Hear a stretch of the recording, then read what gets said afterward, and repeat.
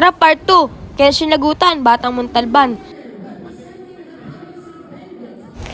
At gigil na nga si Kots. Sorry, Kots. Oh no! Pero sa totoo lang, pag nasa loob ka na, hindi mo na halos naririnig yung mga nasa paligid mo. May time nga, minsan pati si coach di ko na marinig. Buti na lang din demo niya. Siguro sa sobrang intense na din ang nangyayari.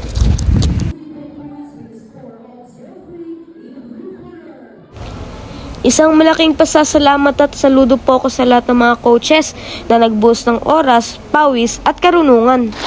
Bilang isang fighter din, alam ko kung gaano kahirap ang mag-training at mas lalong hindi biro ang mag-alaga at mag-guide ng isang atleta.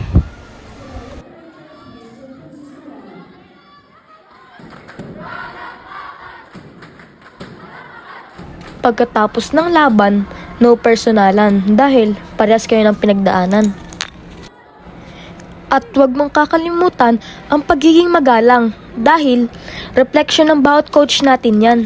Sir, talo ako, sir. Talo ako. Talo ka rin ba? Talo ako.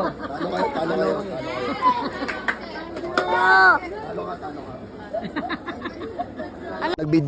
Ay. Memories ko, sir. Sabi ko At uwi. natapos na naman ng isang araw, balik quarters muna. Sabi ko uwi. Butya nagpiknik dito. At inabot na nga ng gutom, kaya talo-talo na, kahit nasa kalsada. Sa bato, baliw. Hoy, may laro pa yung bukas. Oh, ano? Yung mga walang pera, walang pera. Walang pera. Oh, ito pa mga piknik. Nagpiknik na. Tara na.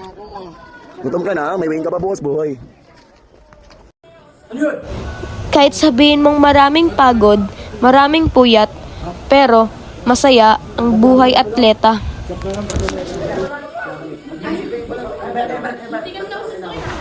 At kinabukasan, syempre, after ng mga laban, nandiyan ang masayahang kwentuhan at mga ubingan.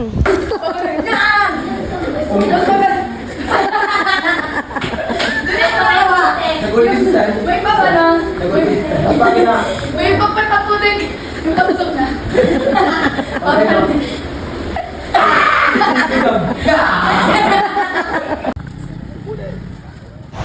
Another day, back to combat sport. Awarding, sa dami ng atleta, mapapating Lord ka na lang talaga.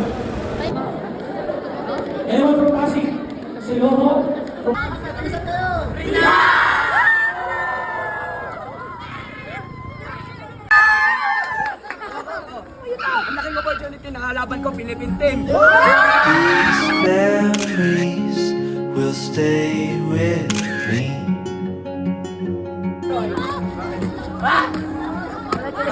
Try naman eh.